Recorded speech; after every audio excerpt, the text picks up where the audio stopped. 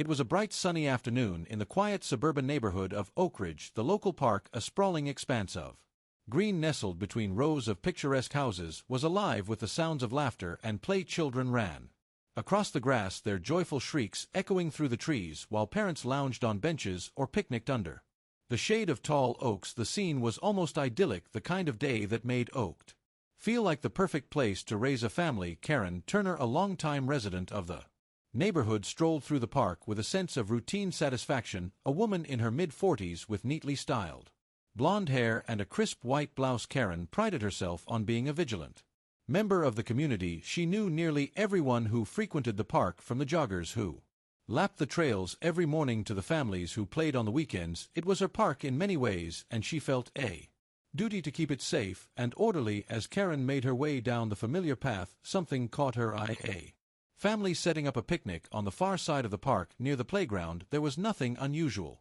about a family enjoying the park on a day like this, but something about this particular group drew Karen's attention.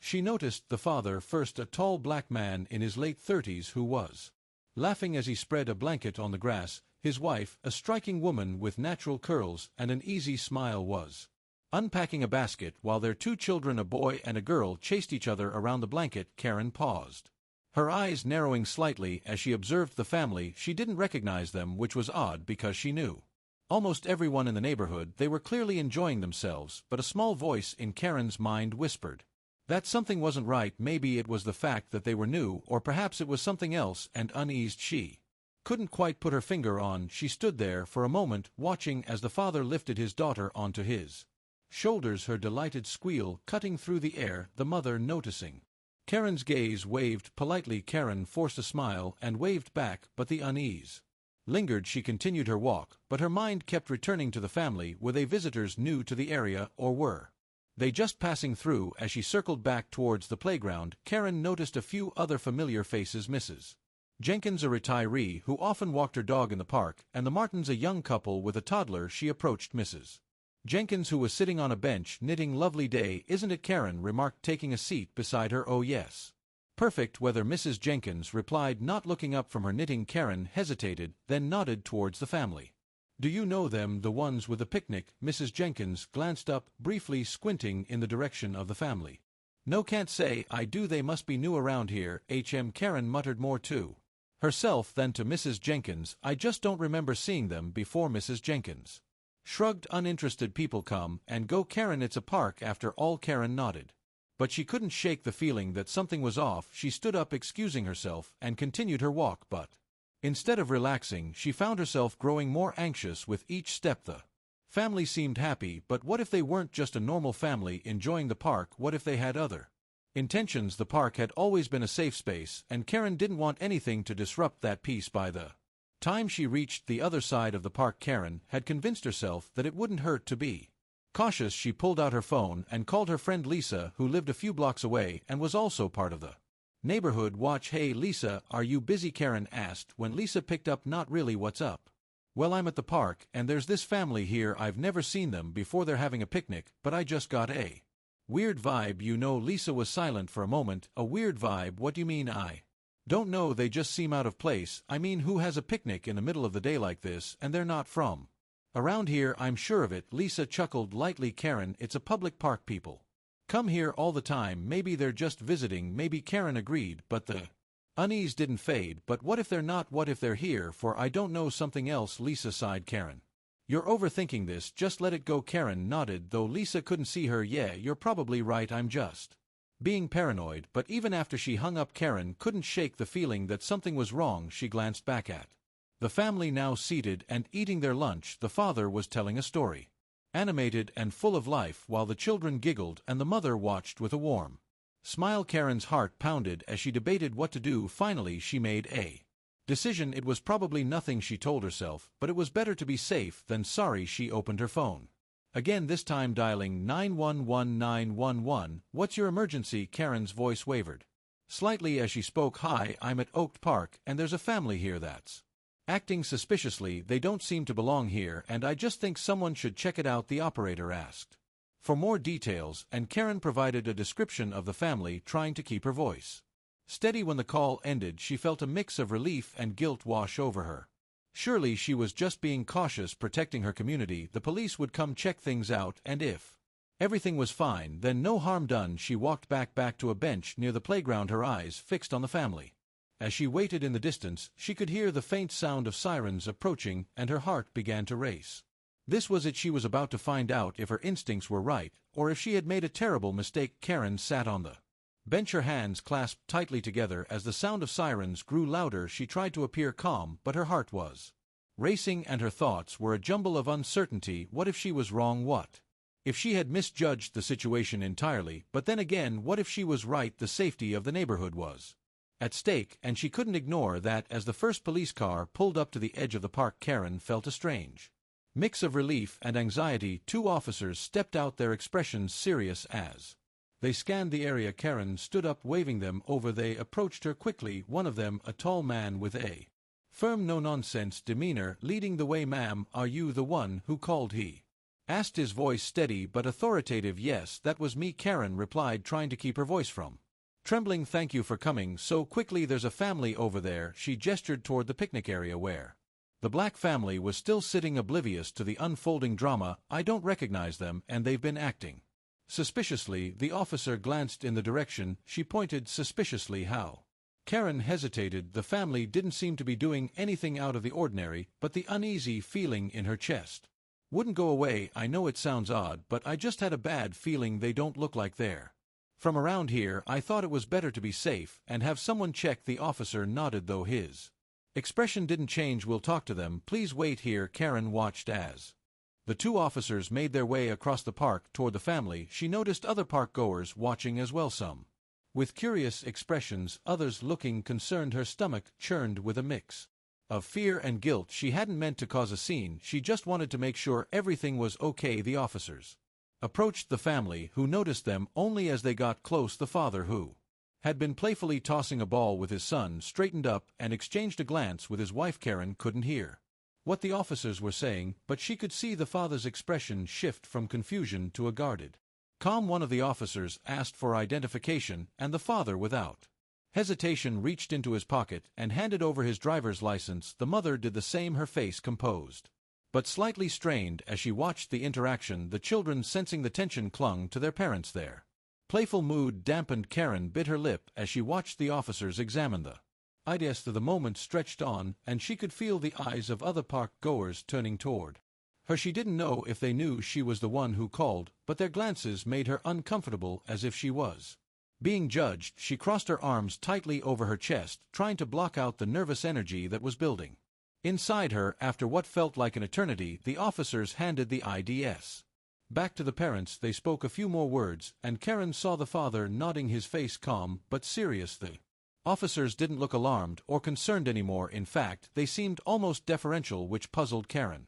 What had they found out? Who were these people? Finally, the officers turned and started walking back toward Karen. She braced herself, expecting them to tell her everything was fine, that she had overreacted, but the expression on their faces was hard to read. "Ma'am," the lead officer said when they reached her, his voice now less formal, almost cautious, "we've spoken to the family. Everything is in order. They're just here for a picnic."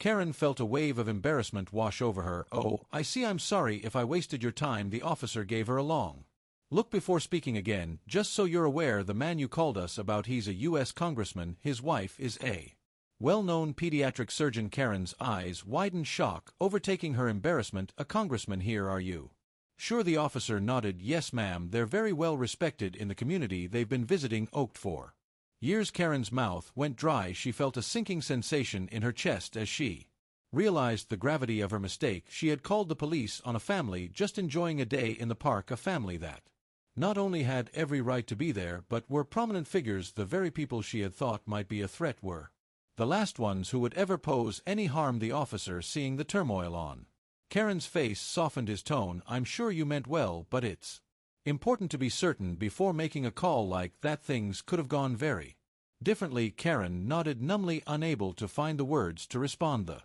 officers gave her a brief nod before heading back to their car, leaving her standing alone, the reality of what she had done crashing down around her. As the police car drove away, Karen glanced back at the family. They had resumed their picnic, though the earlier light-heartedness was Gone, the father's arm was wrapped protectively around his wife, who was quietly talking to their children. Karen felt a deep pang of regret. What had she done? She turned and walked away, her steps heavy, her mind racing. She had always seen herself as a good person, someone who cared about her community and did the right thing, but now she wasn't so sure. Had she acted out of genuine concern, or was there something darker her at play, something she had never confronted before? As she left the park, Karen couldn't shake the image of the family from her mind. Their calm dignity in the face of her suspicion haunted her, and she knew that this was only the beginning of a long, painful reckoning with herself. The next day, the incident at the park was the talk of Oakridge. Word spread quickly, fueled by the presence of bystanders who had filmed the interaction and posted it on social media.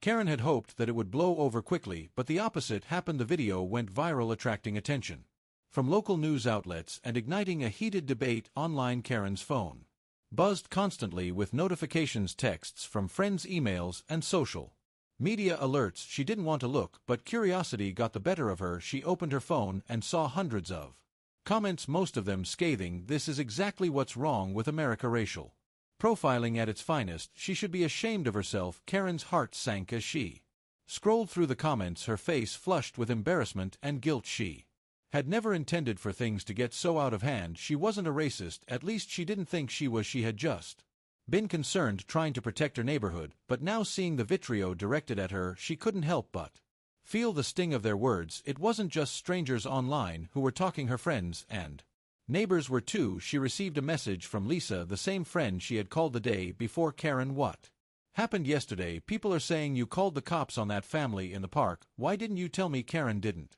know how to respond. She wanted to defend herself, to explain that she had only been acting out of concern, but deep down she knew that wasn't entirely true. She had called the police because she had made assumptions based on the color of that family's skin, their unfamiliarity in her world. Meanwhile, the black family, Congressman David King, his wife Dr. Renee King, and their 2 children were also feeling the effects of the incident. They had dealt with racism before, but it never got easier. The day that was supposed to be a relaxing family outing had turned into a reminder that no matter how successful or respected they were, they could still be judged by the color of their skin. David King sat at the kitchen table, his hands clasped tightly around a mug of coffee. Renee sat across from him, her expression a mix of exhaustion and resolve. Their children were in the next room playing quietly, but they both knew the kids had picked up on the tension. What do we do now? David asked, his voice heavy. Renee sighed, running a hand through her curls. We do what we always do. We keep going. We don't let this stop us. But the video, it's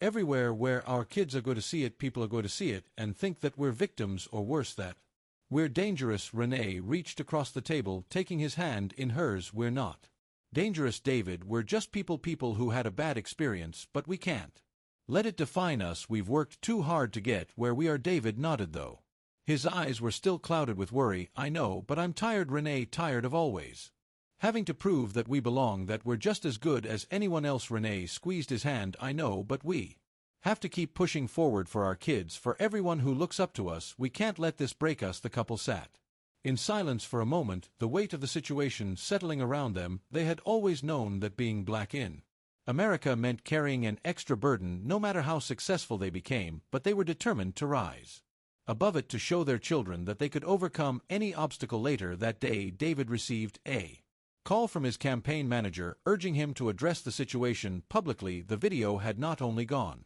viral locally but had caught the attention of national media. There was pressure on him to respond, to take a stand against racial profiling. David knew he had to say something. As much as he wanted to put the incident behind him, he realized that staying silent would be a disservice to those who looked up to him, to the people who experienced similar injustices every day. Without the platform to speak out, that evening David and Renee sat down together and crafted a statement. It was calm, measured, but powerful. David posted it on his social media accounts, acknowledging the incident, expressing his disappointment, but also calling for unity and understanding. He urged people not to attack Karen, but to use the incident as a learning opportunity, a chance to reflect on their own biases, and worked towards a more inclusive community. The response was overwhelming. The post garnered thousands of likes and shares, and the comments were filled with messages of support, both from the black community and from allies. It wasn't the first time David had spoken out on racial issues, but this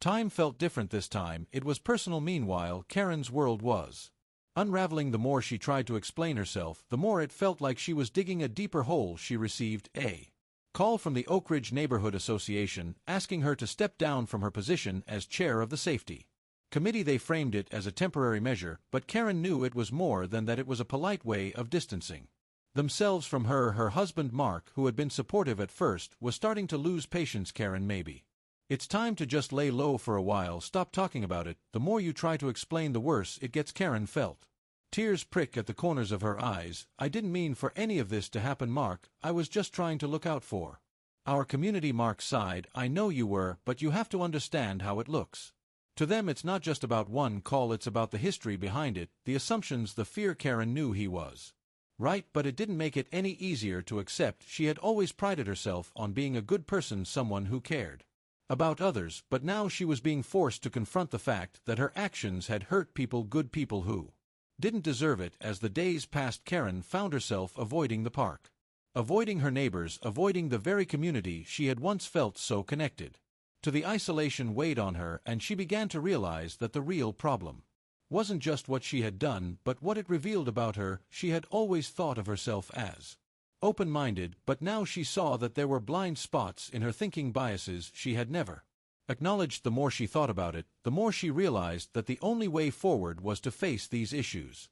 She couldn't change the past, but she could try to learn from it. She could start by reaching out to the family she had wronged, even if it meant facing their anger or disappointment. Karen knew it wouldn't be easy, but she was determined to try. She owed it to them, to herself, and to the community she had always claimed to care so much about.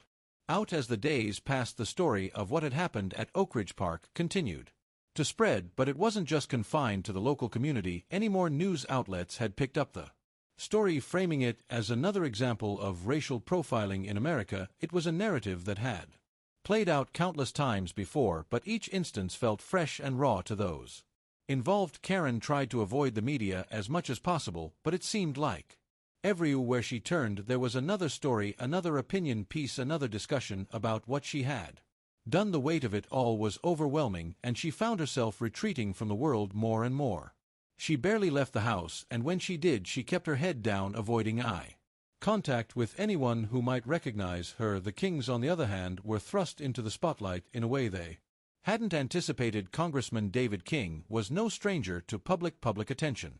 But this was different. The scrutiny was more personal, more invasive. Despite the support they received, there was also a backlash from some corners, questioning their motives and their handling of the situation. It was a painful reminder of the thin line they walked as public figures and as a black family in America. One evening, as David and Renee sat in their living room, the exhaustion of the past week weighed heavily on them. The children were asleep finally, after days of restless nights filled with questions they didn't know how to answer. Do you ever wonder if it's worth it? David asked, quietly breaking the silence that had settled between them. Renee looked up from the book she had been pretending to read. What do you mean? All of it, the work, the constant battle against everything. Sometimes it feels like no matter what we do, it's never enough. We're still seen as a threat, as outsiders in our own country. Renee sighed, closing her book and setting it aside. I know it feels that way sometimes, but we can't give up. If we stop fighting, what message does that send to our kids? To the people who look to us for leadership? David nodded, though he didn't look entirely convinced. I just wish it didn't have to be so hard. I'm tired, Renee, tired of always having to prove that we're good enough, that we belong. Renee reached out and took his hand, squeezing it gently. I know, but we have to keep going. We owe it to ourselves, to our children, and to everyone who's come before us. We can't let one woman's fear define us. David met her eyes, finding strength in her resolve. He knew she was right. They couldn't let this break them. No matter how much it hurt, they had to keep pushing forward. For their family and for their community. The next day, David received an unexpected phone call from a producer at a national news network. They wanted to do a live interview, giving him a platform to discuss the incident and the broader issues of racial profiling and systemic racism in America. It was an opportunity to turn a painful experience into a teaching moment, to raise awareness and advocate for change on a larger scale. David hesitated at first, unsure if he wanted to relive the events of that day in front of millions of viewers, but after talking it over with Renee, he agreed. They both knew that staying silent wasn't an option they had to use. their platform to make a difference. On the day of the interview, David and Renee sat in their living room.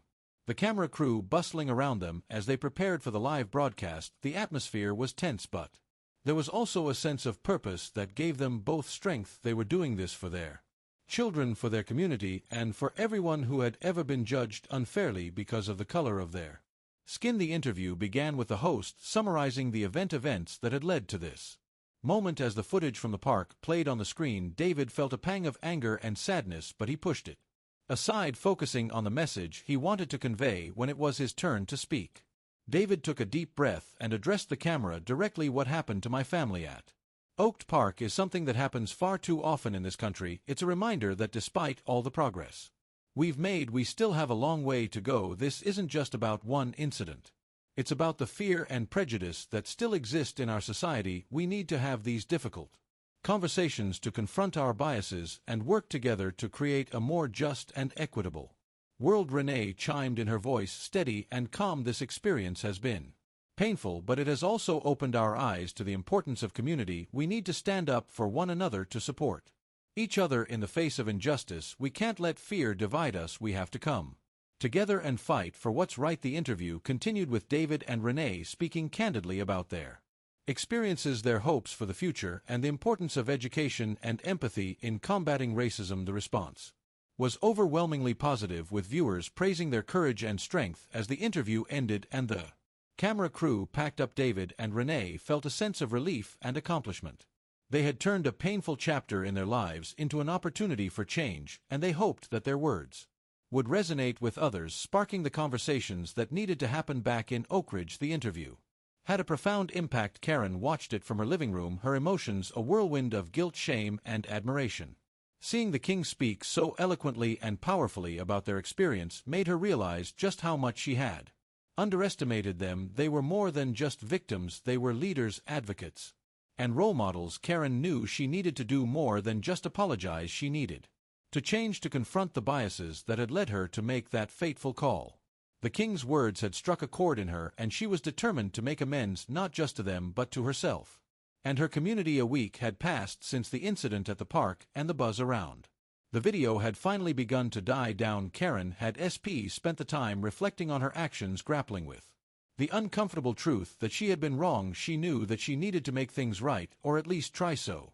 With a nervous heart, she decided to reach out to the Kings. Karen had done some research and found the Congressman's public contact information. She composed an email, agonizing over every word. She wanted to apologize sincerely, to express her deep regret for what had happened, but no matter how she phrased it, the words felt inadequate. After several drafts, she finally settled on a message that she hoped conveyed her remorse without making excuses. Dear Congressman King and Dr. King, my name is Karen Turner. I was the person who called the police at Oakridge Park last week, and I am writing to you to offer my deepest apologies. I cannot begin to express how sorry I am for the distress and harm my actions caused you and your family. I realize now that my actions were based on unfounded fears and assumptions, and I am deeply ashamed. I want to assure you that this has been a wake-up call for me. I am committed to understanding my own biases and working to change them. If there is any way that I can make amends, please let me know. I hope you can find it in your hearts to forgive me. Sincerely, Karen Turner. Karen hit send and then sat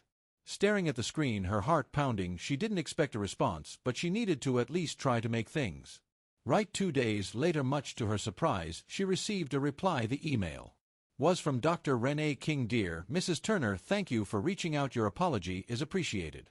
We understand that this situation has been difficult for everyone involved. David and I have discussed your message, and we would like to invite you to join us at a community meeting we are organizing. The meeting will focus on racial bias and understanding in our community. We believe that open dialogue is the first step toward healing and change. If you are willing, we would welcome your participation. Best regards, Renee King. Karen read the email several times, disbelief mingling with relief. They were offering her a chance to face what she had done, to learn from it, and to contribute to something positive. It was more than she had expected, and she knew she couldn't turn it down. The meeting was scheduled for the following Saturday at a local community center. When the day arrived, Karen felt a mix of nerves and determination as she walked into the building. The room was filled with people, many of whom she recognized from the neighborhood she saw the Kings at the front of the room speaking with a few attendees, their demeanor calm and welcoming. As Karen approached them, her stomach knotted with anxiety, but when Renee turned and smiled at her, the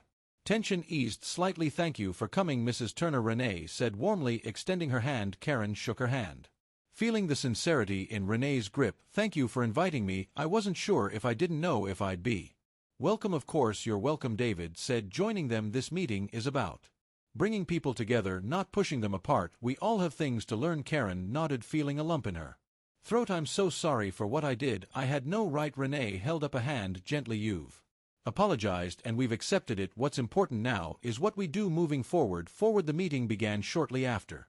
With David and Renee leading the discussion, they spoke about the importance of recognizing and addressing unconscious bias, about how fear and misunderstanding could lead to harmful actions. They encouraged the attendees to share their own experiences and thoughts, fostering a dialogue that was both challenging and enlightening. When it was Karen's turn to speak, she hesitated, feeling the weight of the room's attention, but she knew she had to be honest. "I called the police that day because I saw something that made me uncomfortable," she began, her voice shaking slightly. "But I've realized that the problem wasn't with what I saw, it was with how I interpreted it. I made assumptions that were unfair and hurtful. I'm here today because I want to learn and I want to be better. I'm sorry for what I did, and I hope that by being here I can start to make amends." The room was silent for a moment, and then someone began to clap. Soon the entire room joined in. It wasn't an applause of celebration, but one of support and encouragement. Karen felt tears in her eyes, not from shame but from the overwhelming sense of hope that filled the room. After the meeting, several people approached Karen, thanking her for her honesty and for taking the first step toward change. It was a small step, but it was a beginning, a chance to rebuild trust and to learn from her mistakes. As Karen left the community center, she felt lighter than she had in days. She knew the road ahead wouldn't be easy and that there was much more work to do, both within herself and in her community, but for the first time she felt like she was moving in the right direction. Meanwhile, the King family continued their work, both in their professions and in their community. The incident had shaken them, but it had also reaffirmed their commitment to fighting for justice and equality. They were determined to turn their painful experience into something meaningful, to use it as a catalyst for change. As the weeks went by, Oaked began to heal. The community, once divided by suspicion and fear, started to come together. The conversation sparked by the incident led to new initiatives, greater understanding, and a commitment to creating a more inclusive environment for everyone. Karen continued to attend the community meetings, learning more with each session. She knew that she still had a long way to go, but she was determined to keep trying. She had made a mistake, one that she would never forget, but she was committed to growing from it, and in the end that was what mattered most. This completes the resolution and conclusion of the story, showing Karen's efforts to make amends and the positive impact the incident ultimately had on the community. If there are any adjustments or additional elements you'd like to include, feel free to let me know. In the days following the interview, the mood in Oaked began to shift. The candid discussion led by the Kings had sparked something in the community, a desire for reflection and change. Conversations that had been avoided for too long were now happening in living rooms, coffee shops, and local meetings. People were starting to acknowledge that the comfortable bubble of Oakridge was not immune to the problems facing the rest of the country. Karen too felt this shift deeply. The guilt she had carried since the incident was now intertwined with a growing resolve to do better. She knew that apologizing wasn't enough. She needed to become part of the solution. It was time to take action. One evening, Karen sat down with her husband Mark, who had been supportive but distant in the wake of the events. She needed to talk to him, really talk, and make sure they were on the same page. "Mark, I've been thinking a lot about what happened," Karen began, her voice steady but serious. "I know I made a huge mistake and I can't undo it, but I don't want to just sit here feeling guilty. I want to do something that makes a difference." Mark looked at her, his expression thoughtful. "What do you have in mind?" Karen took a deep breath. "I've been reading about racial bias and how it affects our everyday decisions, even when we don't realize it. I want to start a dialogue in our community, something more formal than just a meeting or two. I was thinking about organizing a series of workshops or discussions, something where we can all learn together without judgment." Mark nodded slowly. "That sounds like a good idea, but do you think people will participate? I mean, this is Oakridge. We've always thought of ourselves as a welcoming community, but maybe we've been Too complacent, I know, Karen replied, but that's exactly why we need to do this. We've been hiding behind that image for too long. It's time to face the reality of our biases, even if it's uncomfortable, and I'm willing to put myself out there to admit my own failings if it means we can all grow. From this, Mark reached out and took her hand. I'm proud of you, Karen. It takes a lot of courage to admit when you're wrong and even more to try to make it right. Karen squeezed his hand, feeling a surge of gratitude. Thank you, I just hope it's enough. With Mark's support, Karen began organizing the workshops. She reached out to local leaders, including the Kings, to help guide the discussions. To her surprise, they agreed to participate, seeing it as an opportunity to continue the important conversations they had started. The first workshop was held at the community center, the same place where the initial meeting had taken place. Karen was nervous as she stood at the front of the room waiting for people to arrive. She wasn't sure how many would show up, but she was determined to make a difference no matter how small the group. As the room began to fill, Karen was relieved to see a mix of familiar faces and new ones. Some were neighbors who had witnessed the incident at the park, others were people she had never met before, but all of them were here for the same reason: to learn, to listen, and to grow. Karen started the workshop by sharing her own story, admitting her mistakes and the lessons she had learned. She spoke about the unconscious biases that had influenced her decisions and how she was committed to challenging those biases moving forward. It was difficult to be so vulnerable in front of her community, but she knew it was necessary. David and Renee King spoke next, offering their perspective on what had happened and the broader issues at play. They talked about the impact of racial profiling not just on individuals but on communities as a whole. They also emphasized the importance of empathy, education, and open dialogue in overcoming prejudice. The workshop continued with small group discussions where participants shared their own experiences with bias and discrimination. The conversations were sometimes uncomfortable, but they were honest and necessary. People were beginning to see that change didn't happen overnight, but through sustained effort and a willingness to confront difficult truths. By the end of the evening, there was a sense of hope in the room. The participants had taken the first step towards understanding and healing, and they were committed to continuing the journey together. As the workshops continued over the following weeks, more and more people joined the effort. The community began to change in subtle but meaningful ways. Neighbors who had once barely spoken to each other were now engaging in deep conversations, challenging their own assumptions and supporting each other in the process. For Karen, the workshops were just the beginning. She became more involved in local initiatives focused on diversity and inclusion, using her experience as a catalyst for change. She knew she would never forget what had happened, but she also knew that she couldn't let it define her. Instead, she chose to let it inspire her to be better, to do better, and to help others do the same. The Kings continued their work both in their professions and in the community. They had turned a painful experience into an opportunity for growth, not just for themselves, but for Oak Ridge as a whole. They were proud of the progress the community had made, but they knew there was still much work to be done, and they were committed to leading that work together. In the end, the incident at the park became a turning point for Oak Ridge, a moment when the community was forced to confront its own shortcomings and take meaningful steps towards becoming more inclusive. It wasn't easy, and there were still challenges ahead, but the people of Oak were ready to face them together.